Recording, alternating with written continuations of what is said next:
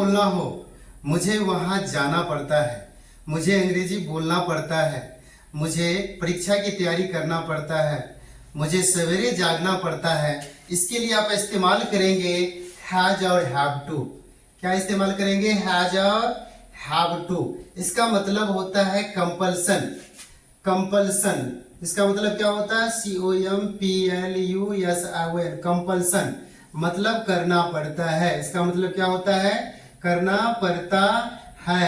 जब भी कोई काम करना पड़ता है, जैसे मुझे पढ़ाना पड़ता है गाइस, तो सबसे पहले इधर क्या लगा देंगे? सब्जेक्ट। इसके बाद यहाँ पे V1 लगा देना है। क्या लगा देना है?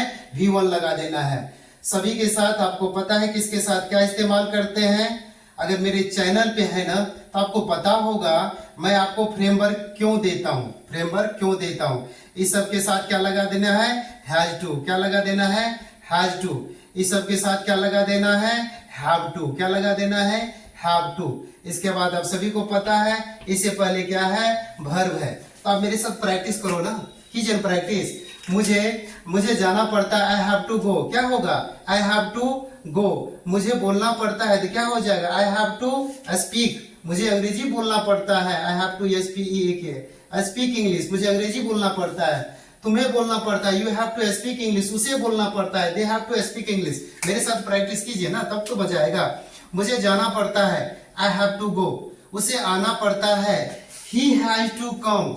उसे खाना बनाना पड़ता है, ही हैज टू कुक। उसे अंग्रेजी समझना पड़ता है, he has to understand English. उसे अंग्रेजी बोलना पड़ता है, he has to speak English.